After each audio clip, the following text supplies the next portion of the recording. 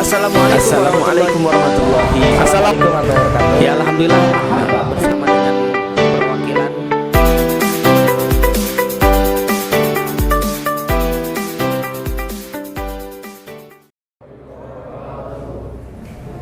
Alhamdulillahirabbil alamin wa bihi nasta'inu ala umurid dunya waddin. Wassalatu wassalamu ala sayyidil mursalin wa ala alihi wa sahbihi ajmain, amma ba'd.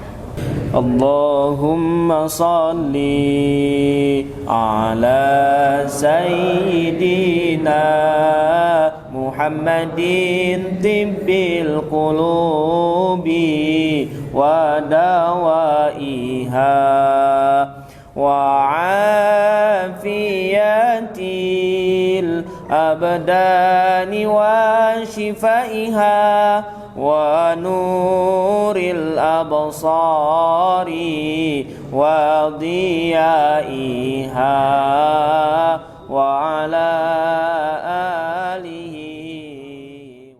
Bismillahirrahmanirrahim. Allahumma inni a'udzubika. Aduh, semangat ya nuboke mah ya. Ya, minal hammi wal hazni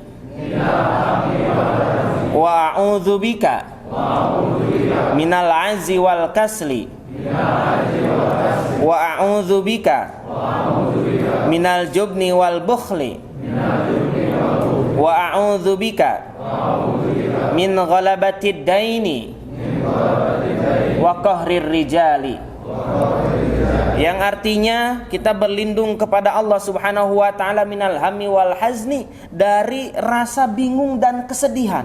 Seorang laki-laki itu nggak boleh banyak bingung, nggak boleh banyak sedih. Itu adalah karakter yang memang ada pada wanita, dan laki-laki itu harus jadi pelindung. Kemudian wa'udzubika minal anji wal kasli, kita memohon pertolongan kepada Allah Subhanahu wa taala dari azun, dari lemah dan malas. Itu lemah dan malas itu yang membuat kita itu jadi susah dapat rezeki, jadi susah dapat keberkahan. Jadinya kita bergantung kepada orang lain, jadinya kita meminta-minta. Karena apa? Ada azzi wal kasli. Wa a'udzubika minal jubni wal bukhli, dan kita harus berlindung kepada Allah Subhanahu wa taala minal jubni, dari perasaan pesimis, merasa bahwa saya tidak akan sukses, saya tidak akan jadi apa-apa, saya tidak pandai beragama, sholat saya tidak diterima, rezeki saya seret sempit. Itu adalah kita harus memohon pertolongan kepada Allah Subhanahu wa taala. Wal bukhli, kemudian dari sedikit beramal. Yang lain sholat di samping sholat fardu dengan sholat rawatib, kita fardu saja masih malas-malesan. Yang lain sudah mulai bersedekah, kita zakat saja ogah-ogahan. Begitu. Wa'udzubika min ghalabatid daini wa qahrir rijal. Kita memohon perlindungan kepada Allah Subhanahu wa taala min ghalabatid daini, dari hutang yang melilit, dari sametan, dari tunggakan yang memang tidak kunjung mampu kita bayar. Kita mohon perlindungan kepada Allah Subhanahu wa taala. Jadi laki-laki bukan berarti tidak boleh punya hutang, tetapi punya hutang dapat dibayar. Hampir semua orang di dunia ini punya hutang. Tanya, Pak Kabar punya hutang? Punya. Tapi ketika mampu dibayar, artinya kita diselamatkan oleh Allah Subhanahu wa taala dari apa? Dari qahrir rijal, dari cemoohan orang, dari dihina oleh orang, dari direndahkan oleh orang. Mudah-mudahan doa yang kita bacakan tadi itu bisa diamalkan dalam kehidupan sehari-hari. Dibaca setiap sholat silakan. Nanti materi ini saya share ya ke Bapak melalui Pak Ustadz Peldan. Kemudian kenapa tadi kita sebut bahwa menikah itu merupakan solusi sakinah, alternatif pengentasan kemiskinan? Ada landasannya, landasan Quran, hadis, ijma, dan qiyasnya. Yang pertama, kita senantiasa diingatkan sabda Nabi Muhammad SAW, "Idza tazawwajal 'abdu faqad istakmala nisfa dinihi falyattaqillaha fin nisbisani." Perhatikan bahwa seseorang yang menikah itu dia telah menyempurnakan setengah agamanya, lalu setengah agamanya lagi dia tinggal bertakwa kepada Allah Subhanahu wa taala. Artinya kalau agama ini membuat seseorang itu menjadi sejahtera, apalah artinya menikah kalau bikin sengsara? Kalau sekiranya agama ini membuat orang ini sentosa, apalah artinya menikah kalau membuat anak istri kita menderita? Ini sudah jaminan Allah. Menikah setengah agama dia dapatkan, karena agama itu sesuatu yang menyelamatkan kita. Setuju sampai di sini? Kalau nggak setuju mau protesnya sama Nabi. Nah, harus setuju. Ya, yang selanjutnya, perhatikan ayat Al-Quran surat At-Tahrim ayat 6. Ya ayyuhalladzina amanu qu anfusakum wa ahlikum nar.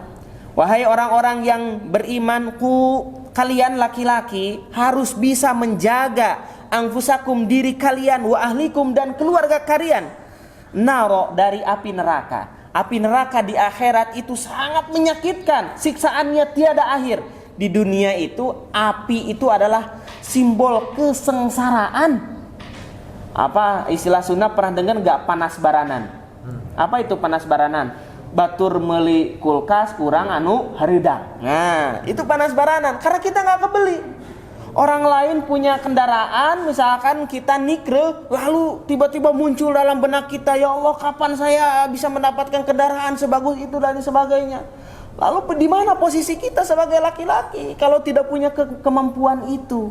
Ya, karenanya ini wa ahlikum naro, jangan kasih neraka, jangan kasih penderitaan anak istri kita, jangan kasih kesengsaraan anak istri kita. Berikan mereka senyuman, kebahagiaan dengan fulus, dengan duit, dengan gaji, ya, begitu ya, dengan tunjangan dan lain sebagainya. Itu adalah jaminan yang Allah berikan kepada siapa? Kepada laki-laki. Kemudian yang kedua, ini dalam surat Al-Baqarah ayat 228. Ar-rijalu qawwamuna 'alan nisa'i. Laki-laki itu senantiasa dia berdiri di atas perempuan. Ingat, perempuan itu adalah makhluk yang lemah. Kalau kita satu jasad sempurna, perempuan itu hanya diciptakan dari fidilain awaja, dari tulang rusuk yang mudah patah, mudah sakit hatinya. Tetangga anaknya sekolah di sekolah yang mewah, sementara anak kita sekolah yang biasa saja nggak keterima karena belum bisa baca. Itu sudah jadi permasalahan yang besar bagi istri, Pak. Bagi laki-laki mah biasa kan, bayar tuh sekolah oke, ya gitu, nu penting mah boga duit kan gitu. Tapi bagi wanita, ketika ada pembagian nilai, misalkan di sekolah daftar nilai si anu nilainya 90, si anu 85, lalu anak yang terakhir itu anak istri kita, maka dia akan marah-marah, da bapana belegug cenah. Begitu dia akan menyalahkan itu. Kenapa? Karena istri lemah. Karena itu kita tenang, gak apa-apa, anak kita bodoh, yang penting makannya di KFC, ya kan begitu. Itu akan jadi obat hati, insya Allah. Karena ini ar-rijalu qawwamuna 'alan nisa'i. Kemudian lanjutkan ayat itu, wa bima anfaqu min amwalihim. Laki-laki diberikan keistimewaan oleh Allah Subhanahu wa taala, mampu memberikan nafkah lahir dan batin. Ay minal mahuri wan nafaqati. Dari mahar-mahar. Makanya di sini yang mengeluarkan mahar siapa? Laki-laki. Persiapkan dari sekarang, nabung buat mahar. Jangan sampai mahar itu seperangkat alat sholat. Kalau dihitung itu kita sewa perempuan seumur hidup cuma 120.000. Aduh, murah sekali istri kita. Ya, coba maharnya apa? Rumah. Maharnya apa? Ar-Rahman. Terlalu mulia mahar Ar-Rahman. Bukan tidak boleh. Kalau maharnya 30 juz keren. Tapi kalau maharnya Ar-Rahman, ya seumur hidup ngapalin Ar-Rahman saja. Ada duit tuh boga. Anaknya mau dikasih surat. Ya enggak kan? Ya, berarti bukan tidak boleh ya, tapi mahar itu harus biqimah. Harus dengan harga yang bisa meningkatkan apa? Martabat ya istri. Maharnya apa? Minimal atau motor iya naon teh NMAX atau ya, maharnya biar kayak istri buat nganterin anak kita ke TK, kemudian belanja dan lain sebagainya. Atau mahar siapkan dengan gram yang luar biasa, 40 gram, 50 gram, bahkan bisa 100 gram. Itu persiapan dari sekarang. Itu laki-laki. Siap? Mahar sendal capit. Ada ya. Jadi viral, viral tapi anggar we malarat gitu kan. Buat apa viral terkenal kalau nggak punya duit? Siap? Siap apa?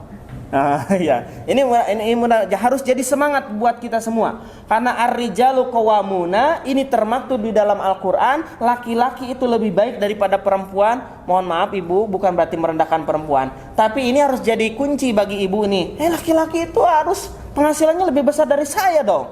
Ya, makanya jangan azi wal kasal, jangan malas, jangan memble, harus semangat begitu. Ya, ini sudah dijamin dalam Al-Qur'an bahwa laki-laki lebih baik daripada perempuan, termasuk dalam hal mencari pendapatan. Kemudian yang ketiga, sabda Nabi Muhammad sallallahu alaihi wasallam, ala kullukum ra'in wa kullukum mas'ulun an ra'iyati. Setiap kita itu adalah pemimpin. Kalimat kullukum itu, kum itu untuk mukhatab, untuk domir atau kata ganti yang diajak bicara yang menunjukkan kepada muzakkar. Muzakkar itu laki-laki. Kullukum, kalian laki-laki. Ra'in adalah pemimpin. Makanya kalau kita lihat prestasi di sekolah, rata-rata yang bagus nilainya punten secara akademik atau kognitif itu adalah perempuan. Tetapi kenyataannya yang jadi pemimpin kebanyakan adalah para laki-laki. Bukti nyatanya Rasul ada 125.000. Tidak ada yang wanita. Betul? Nabi dan Rasul ada 125.000. Tidak ada yang wanita. Semuanya adalah laki-laki. Karena memang cupatnya, cupat tenawan ya. Karena memang karakteristik laki-laki itu adalah sebagai seorang pemimpin. Ini Kapolres itu kebanyakannya laki-laki ya? Ada Kapolres perempuan? Ada, jarang, betul nggak? 1-2 lah, langka. Artinya itu ketika memang posisi laki-laki itu menjadi pemimpin, karena memang sudah di situ kuncinya. Memang jodohnya di situ. Ya. Kemudian apal amiru alladzi 'alan nasi ra'in wa huwa mas'ulun an ra'iyatihi. Dan setiap pemimpin itu pasti akan ditanya setiap wilayah yang dipimpinnya. Seorang ayah ditanya tentang anak istrinya. Ketika dia seorang RT, wilayahnya 1 RT, RW 1 RW. Ketika dia seorang polsek, 1 polsek itu ke seorang polres, ya terus begitu ditanya. Dan yang ditanya itu adalah bukan perempuan, tapi laki-laki yang ditanya itu. Mas'ulun ar-ra'iyati, yang ditanya itu siapa? Laki-laki. Karena tugas wanita itu, wal mar'atu ra'iyatu ala baiti ba'liha wa waladihi. Yang ditanya perempuan mah cuma 2, ditanya tentang kondisi rumah tangga dan anak-anaknya. Ditanya rumah tangga dan anaknya. Perempuan tuh ditanya rumah bersih enggak? Ya. Kemudian bagaimana piring itu wangi atau tidak? Bagaimana spray sudah dicuci atau tidak? Bagaimana anak-anak ini berangkat sekolah atau tidak? Itu perempuan ditanya itu. Tapi sisanya yang dipertanyakan adalah laki-laki. Karena ini sudah jaminan dari Kanjeng Nabi Muhammad sallallahu alaihi wasallam. Perhatikan yang saya bacakan yang keempat. Ittaqu fin nisa'i. Hati-hati terhadap wanita. Jagalah wanita dengan sebaik-baiknya. Fa innakum akhadtumuhunna bi amanatillah. Karena kalian itu telah mengambil amanahnya Allah subhanahu wa ta'ala. Wastahlaltum furujahunna bi kalimatillah. Dan kalian telah menghalalkan farjinya, kelaminnya wanita dengan kalimah Allah subhanahu wa ta'ala. Seorang wanita sebelum menikah, maka tanggung jawab siapa? Ayahnya atau walinya. Betul? Dibiayai oleh ayahnya, kemudian disusui oleh ibunya, dibesarkan, dididik hingga menjadi perempuan yang cantik luar biasa. Lalu setelah menjadi perempuan yang hebat, dinikahi oleh laki-lakinya. Tanggung jawab itu pindah kepada suami. Dirawat oleh ayahnya, dirawat oleh ibunya. Pas menikah dirusak oleh laki-laki. Itu berarti laki-laki yang kurang ajar. Hanya dibuat tua, hanya dibuat kekoloten, hanya dibuat melahirkan saja, tanpa dinafkahi, tanpa dibahagiakan hatinya. Berarti itu adalah laki-laki yang kurang ajar. Mudah-mudahan kita ini laki-laki yang hebat semuanya. Amin ya Allah ya Rabbal. Kenapa? Karena kita mengambil amanah Allah. Artinya Allah menitipkan wanita itu benar-benar kepada kita laki-laki, agar dijaga, agar dibahagiakan, agar perempuan itu merasa bahwa saya mendapatkan surga dunia dan saya juga insya Allah akan mendapatkan surga di akhirat kelak. Amin ya Allah ya Rabbal alamin. Kemudian yang poin terakhir yang kelima. Perhatikan dalam surat At-Tolak ayat 2, 3, 4 dan 5. Setiap hari Jumat, siapa yang diingatkan agar bertakwa? Siapa yang diingatkan agar bertakwa? Laki-laki, betul? Karena perempuan tidak wajib Jumat. Laki-laki diingatkan ittaqullah, ittaqullah, ittaqullah, bertakwalah kepada Allah, bertakwalah kepada Allah. Kenapa laki-laki yang diingatkan bertakwa? Karena ada 5 jaminan dalam surat At-Talaq ayat 2, 3, 4, 5 bagi orang yang bertakwa. Pertama, orang yang bertakwa itu wa may yattaqillaha yaj'al lahu makhraja. Ketika dia bertakwa, Allah senantiasa kasih jalan keluar. Itu yang pertama. Yang kedua, wa may yattaqillaha yarzuqhu min haitsu la yahtasib. Allah akan berikan rizki dengan jalan yang tak diduga-duga. Tiba-tiba tiba-tiba boga motor, tiba-tiba boga mobil, tiba-tiba punya rumah, tiba-tiba punya inventaris dan lain sebagainya. Itu yarzuqhu min haitsu la yahtasib. Wa may yattaqillaha yaj'al lahu min amrihi yusra. Orang yang bertakwa kepada Allah Subhanahu wa taala, yaj'al lahu min amrihi yusra, Allah jadikan setiap urusannya mudah. Ini bos kerjakan bos, beres. Ini bos kerjakan nih, orang bingung, enggak beres di sini sama gua. Itu adalah konsep laki-laki. Laki-laki yang bertakwa tentunya, karena Allah senantiasa berikan kemudahan setiap urusannya. Kemudian wa may yattaqillaha yukaffir anhu sayyi'atihi. Orang yang bertakwa senantiasa Allah hapus dosanya. Kalau orang bersih dari dosa, maka yang keluar adalah cahaya di dalam dirinya. Kemudian dia akan menjadi seseorang yang dirindukan oleh orang lain, seseorang yang memiliki martabat. Kenapa? Karena dibersihkan dosanya, ditutupi aibnya oleh Allah Subhanahu wa taala. Kemudian yang kelima, wa yu'dim lahu ajra. Allah akan lipat gandakan pahalanya. Kalau nasihat takwa itu setiap hari Jumat, ya, setiap hari Jumat didedangkan masuk ke dalam telinga kita, lalu kemana kaburnya kalimat takwa itu? Kalau para laki-laki ini menjadi seseorang yang membleng, menjadi seseorang yang tidak punya pekerjaan, menjadi seseorang yang pengangguran, terus ujian diterima-terima, nepikeun ka 5 kali begitu. Berapa sih kadaluarsa saya ini angkatannya ikut tes? 4 kali ya, 4 kali diterima terus. Ikut akpol teka terima, ikut bintara teka terima, akhirnya ikut naon, ikutnya jadi security lah, ya. Lain nama saragamna hampir sarua cenah begitu. Ya, itu kenapa? Karena apa? Konsep takwanya hanya di dalam telinga saja, hanya di dalam mulut saja. Coba terapkan.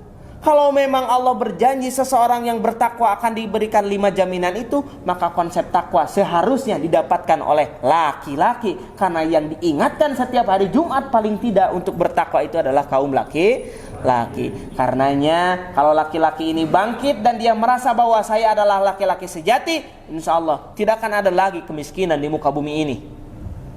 Ya, tidak akan ada lagi kemiskinan di muka bumi ini. Karena menikah itu semua orang mendoakan barakallahu laka, keberkahan. Seseorang yang menikah itu semoga menjadi keluarga yang sakinah. Sakinah itu apa sih?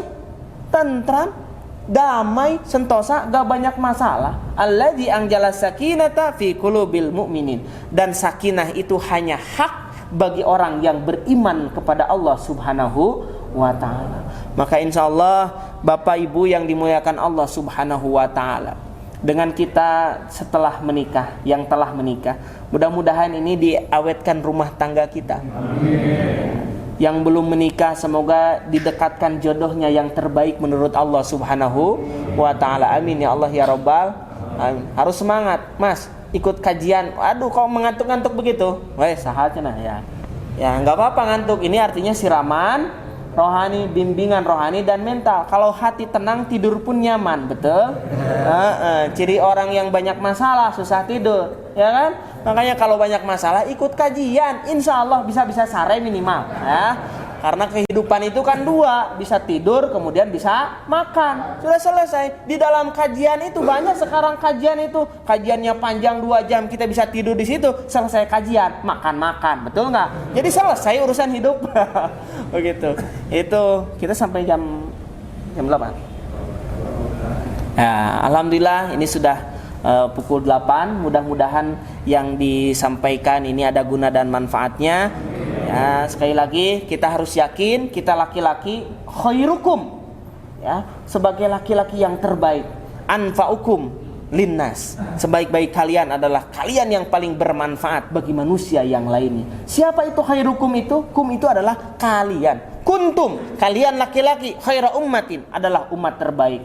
Masa umat terbaik itu luntang-lantung begitu kan, dari kota satu ke kota lainnya. Untuk apa? Untuk ini punten baramain, minta-minta itu. Aduh.